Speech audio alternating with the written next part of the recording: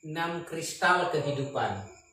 6 kristal kehidupan ini kalau salah satunya ini retak, maka akan mempengaruhi kristal yang lain.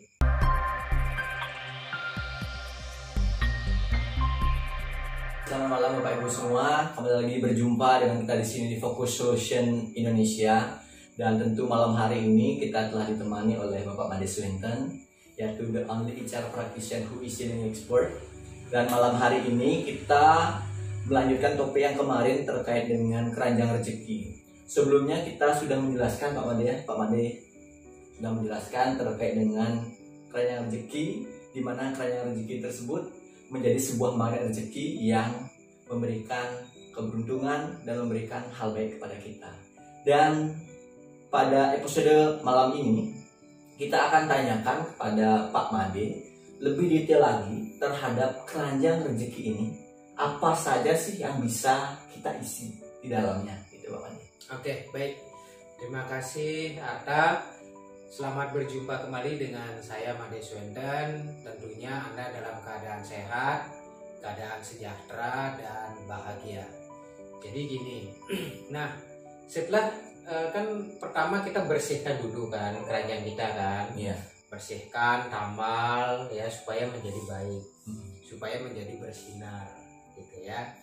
Setelah itu baru kita isi dengan magnet supaya menarik keberuntungan, menarik rezeki dan lain sebagainya.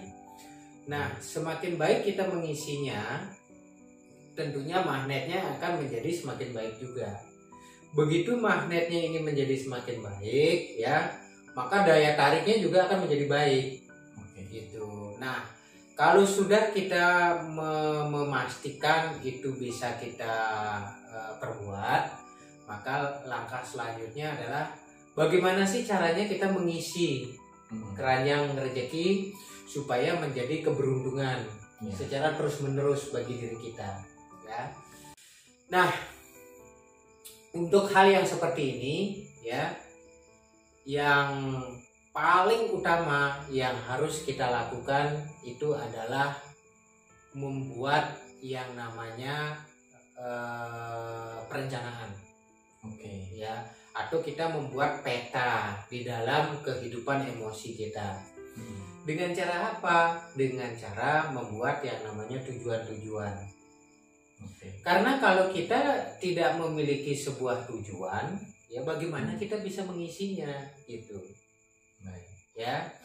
Jadi yang pertama yang harus kita lakukan adalah dengan menentukan tujuan-tujuan. Kalau saya sarankan, ya, dan ini yang saya sebut dengan 6 kristal kehidupan. 6 kristal kehidupan ini kalau salah satunya ini retak, maka akan mempengaruhi kristal yang lain. Gitu. Apa saja sih kristal-kristal tersebut? Pertama, itu adalah diri kita sendiri. Ya, jadi kesuksesan apapun, kegagalan apapun yang kita capai di dalam kehidupan kita, yang paling menentukan itu adalah saya. Diri kita sendiri. Diri kita sendiri. Kenapa? Karena sebetulnya kita itu diciptakan oleh Tuhan dengan elemen-elemen yang sangat luar biasa. Ada elemen padat, elemen air, elemen api, elemen udara, dan elemen akasa. Jadi semua hal ini diciptakan oleh Tuhan membentuk diri kita dengan satu kondisi yang sangat baik, yang sangat istimewa, dan penuh dengan kesuksesan. Gitu. Ya. Nah, diri kita ini yang paling bertanggung jawab terhadap kesuksesan dan kegagalan di dalam kehidupan kita, bukan orang lain. Gitu. Nah, apa yang harus kita lakukan terhadap diri kita? Contohnya gini aja lah. Kalau kita ingin memiliki banyak teman, maka kita harus menjadi pribadi yang ramah, pribadi yang ringan tangan untuk membantu orang lain, gitu.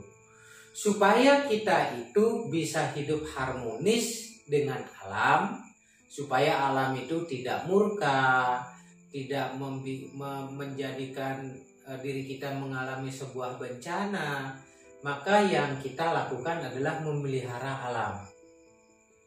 Contoh kecil, buanglah sampah pada tempat sampah. Bila perlu diolah dulu sampah itu supaya bisa menjadi pupuk. Jangan dibuang sembarangan begitu saja, sehingga itu yang nantinya menyebabkan got mampet dan sebagainya. Atau menebang pohon, sehingga ya daya tampung air di dalam tanah itu menjadi berkurang. Itu ya. Yang lain-lainnya apalagi? Kalau kita ingin kita dihormati oleh orang lain, ya, maka satu-satunya cara adalah kita menghormati orang lain dulu. Itu termasuk juga kalau kita ingin mendapatkan uang yang banyak, maka satu-satunya cara yang pertama yang harus kita lakukan adalah dengan meningkatkan nilai-nilai kita, dengan meningkatkan value kita. Ya, banyak orang hanya berorientasi kepada harga dan hasil ya. Padahal yang namanya hasil, gaji, keuntungan itu hanya merupakan sebuah dampak dari apa yang telah kita lakukan melalui value kita. Ya, kalau karyawan di kantor seringkali berucapnya begini, gaji saya naiknya berapa sih? Kok gaji saya sedikit?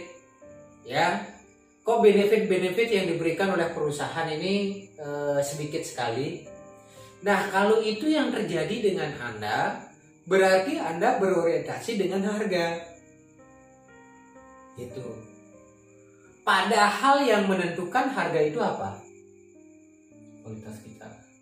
Kualitas atau nilai kita. Maka dari itu, ya, sekali lagi, agar kita bisa meningkatkan keuangan kita, karir kita, satu-satunya cara yang pertama itu adalah dengan meningkatkan value kita, meningkatkan nilai kita. Caranya gimana? Caranya belajarlah, ya. Belajar dari orang-orang sukses tentunya, ya, bergaul dengan orang-orang sukses, baca buku lebih banyak dan lebih sering, ya. Bila perlu cari mentor, cari coach, cari pembimbing, gitu. Supaya apa? Supaya value Anda itu naik. Begitu value Anda naik, maka secara otomatis harga Anda juga akan naik, gitu. Ya, itu yang pertama diri kita itu, tingkatkan value kita dulu, tingkatkan kompetensi kita, tingkatkan nilai-nilai kita, tingkatkan sikap kita terhadap sesuatu hal, itu, oke?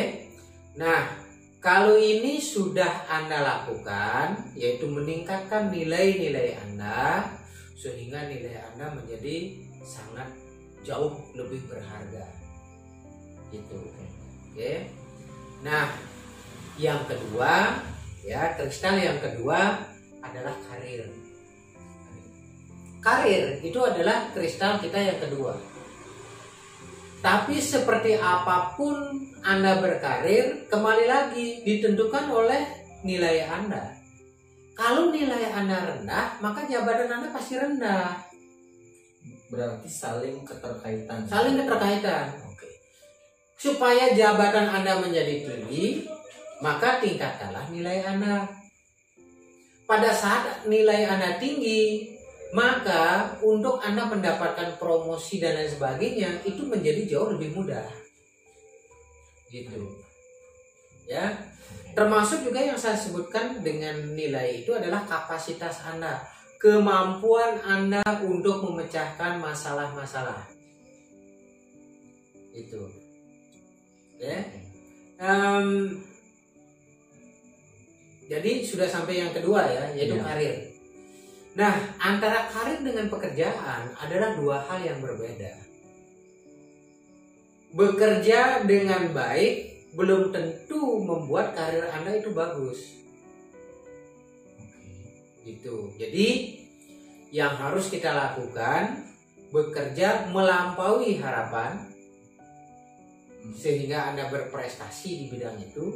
Yang kedua, mempelajari masalah-masalah yang jauh lebih di atas sehingga Anda memiliki satu kapasitas yang lebih tinggi dari jabatan Anda sekarang. Kalau itu yang terjadi, maka begitu ada satu kesempatan, alam pasti akan mendukung Anda. Alam semesta pasti akan membantu Anda. Dan di situ juga Tuhan tidak tidur untuk memberikan ganjaran dari apa yang telah Anda lakukan. Yaitu apa? Yaitu sebuah peluang dengan posisi Anda yang lebih baik. Dengan peluang di mana Anda mampu melakukan penjualan-penjualan yang lebih banyak lagi. Itu, ya. Sehingga dari waktu ke waktu karir Anda itu menjadi semakin baik. Begitu karir Anda itu di posisi yang tinggi, tentunya uang akan mengikuti. Gitu. Uang akan mengikuti. Makanya pada saat Anda bekerja, jangan terlalu tergiur dengan pendapatan keuangan dalam jangka pendek. Contohnya apa? Mengambil keuntungan terlalu berlebihan. Ya, sehingga apa yang Anda jual itu menjadi mahal. Oke. Nah, mahal tidaknya sesuatu hal itu tergantung dari manfaat atau nilai tambah yang Anda berikan kepada pembeli. Itu, ya. Termasuk juga kalau karir Anda bagus, ya tentunya keuangan Anda akan menjadi bagus. Gitu, ya. Keuangan Anda akan menjadi lebih mudah datangnya. Berarti saling mengikuti, Wade. Saling mengikuti. Ketika karir kita sudah baik, berarti orientasi keuangan kita itu juga menjadi lebih baik. Menjadi lebih baik, gitu. Dan pada saat Anda berkarir, coba ditanyakan. Dan pertanyaan ini selalu saya tanyakan kalau saya memberikan pelatihan ya atau training ya. Apa sih tujuan Anda bekerja? Kalau kamu jawabannya apa? Kalau saya saat ini masih di level yang start di bawah, mencari pengalaman dan juga lebih meningkatkan value saya sih, Pak. Value, ya. Oke. Jadi sebetulnya tujuan kita bekerja itu adalah bukan untuk mendapatkan keuangan yang bagus. Bukan itu tujuan utama kita bekerja. Tujuan utama kita bekerja itu adalah membantu orang lain. Oke.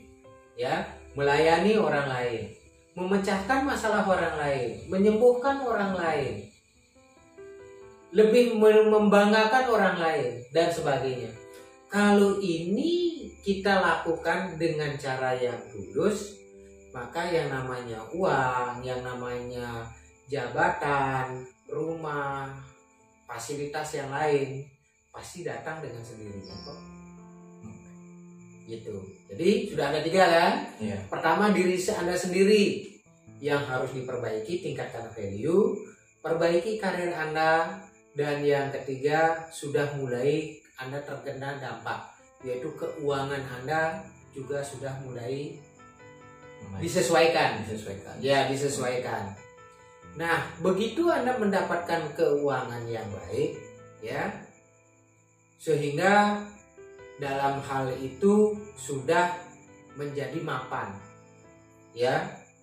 Orang yang mapan itu bukanlah seberapa banyak dia menghasilkan uang, tetapi seberapa banyak bisa membantu orang lain.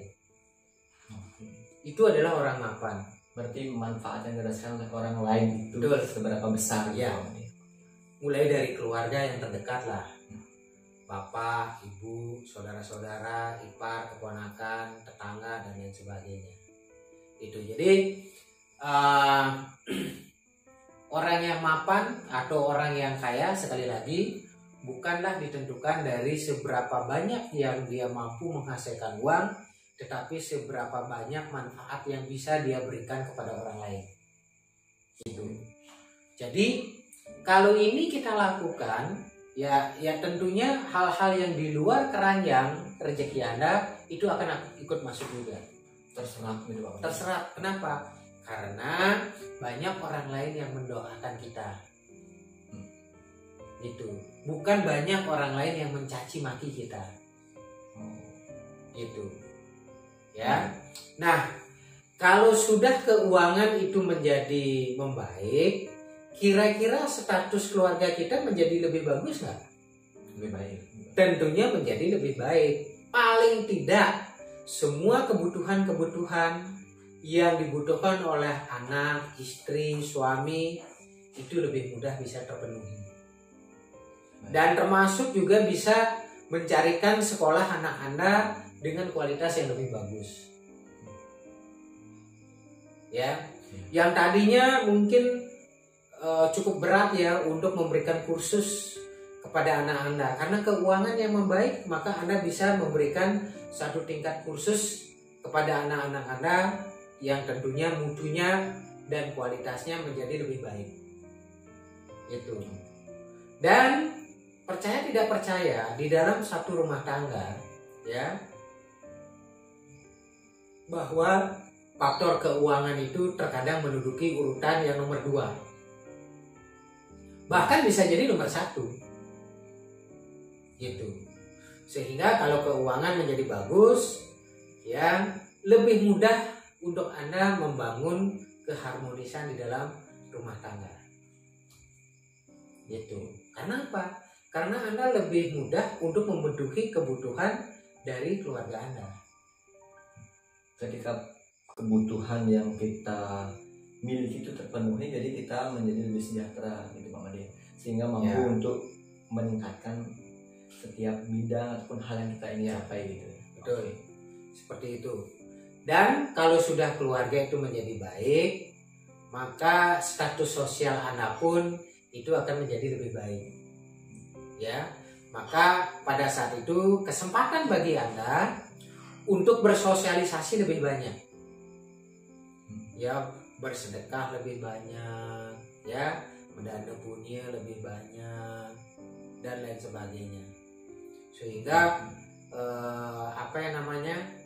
hubungan sosial Anda di lingkungan Anda, di masyarakat dan lain sebagainya itu lebih memungkinkan bagi kita melakukannya dengan cara yang lebih baik.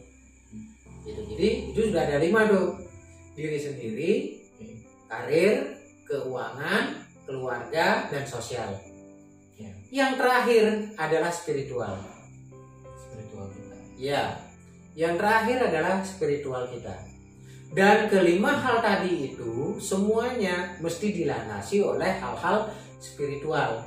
Dilandasi dengan nilai kejujuran, integritas, bertanggung jawab, dan lain sebagainya. Dan di sini juga di kristal mengenai spiritual ini Anda bisa membangun yang namanya legasi. Apa tuh? Legasi itu semacam warisan yang Anda nantinya tinggalkan. Banyak hal yang bisa Anda lakukan kalau kelima hal ini sudah terpenuhi dengan bagus. Ya, mendirikan yayasan kayak, ya, atau membantu satu komunitas tertentu kayak, ya, menulis buku yang seperti yang saya lakukan dengan teman-teman. Itu adalah merupakan satu legasi yang landasannya itu adalah spiritual. Itu kan kita itu berbagi pengetahuan, sehingga orang yang membaca buku yang saya tulis itu paling tidak bisa lebih mudah untuk memecahkan masalah-masalah di dalam hidupnya, termasuk juga lebih mudah untuk mencapai solusi di dalam kehidupannya.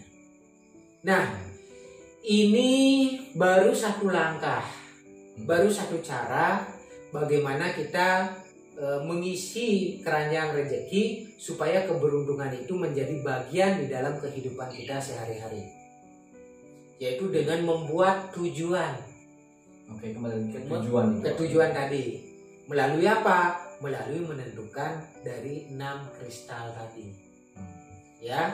Dan salah satu kristal ini masalah, maka kristal yang lainnya juga masalah. Sehingga pada saat kita membuat sebuah tujuan, maka ke-6 kristal ini harus seimbang. Gitu. Oke? Dari tujuan-tujuan yang bisa kita buat gitu Pak Made ya. Sepertinya kan mungkin ada tujuan yang di luar yang rezeki kita. Biar bisa tertarik itu, apakah kita perlu memiliki tujuan-tujuan yang kecil dulu? Iya, seperti episode yang sebelumnya saya jelaskan, maka untuk mencapai sesuatu yang besar, yang kecil dulu kita lakukan. Yang ada, yang intinya begini, tujuan Anda misalnya besar gitu ya. Ya salah satu contoh dari sisi keuangan, misalnya memiliki tabungan 100 juta misalnya. Itu kan berada di luar keranjang kan. Kapan itu akan terjadi? Oh, akhir tahun ini misalnya. Itu masih jauh. Maka yang harus kita lakukan adalah melakukan satu tindakan yang bisa kita lakukan sekarang. Itu. Apa contohnya? Oh, beli celengan. Dan setiap hari itu memasukkan uang ke dalam celengan. Itu kan proses yang sudah ada di dalam keranjang rezeki kita. Dan itulah yang secara intens kita lakukan, sehingga pada akhirnya hal atau tujuan yang masih di luar keranjang rezeki kita itu ketarik masuk. Dari tujuan-tujuan kecil gitu Pak. Ya. Oke, sehingga tujuan besar yang kita impikan itu bisa tertarik dengan kita terus konsisten dengan tujuan kecil. Betul. Seperti itu. Okay. Dan dari segi yang tadi Pak Made, kristal spiritual gitu. Kalau misalkan kristal spiritual ini bermasalah atau terganggu, seperti yang Pak Made sampaikan bahwa sebagai poinnya bahwa kristal spiritual ini yang menentukan. Kalau ini terganggu berarti otomatis 5 kristal ini juga terganggu masalah. Terganggu. Contohnya misalnya dari sisi Anda ingin memenuhi keuangan Anda. Dan salah satu cara Anda adalah dengan cara menipu misalnya. Berarti spiritual ini tidak terpenuhi kan? Ya. Begitu Anda menipu, suatu saat Anda bayar nggak ini? Bayar. Bayarnya belum tentu dengan keuangan, belum tentu dengan kerugian-kerugian. Bisa jadi dengan sakit. Ya, bisa jadi Anda dipecat dari pekerjaan. Bisa jadi bermasalah dengan keluarga. Bisa jadi bermasalah dengan tetangga. Gitu. Oke, makanya dari kelima kristal tadi, maka yang landasan yang harus Anda pakai atau gunakan itu adalah spiritualnya. Baik. Oke.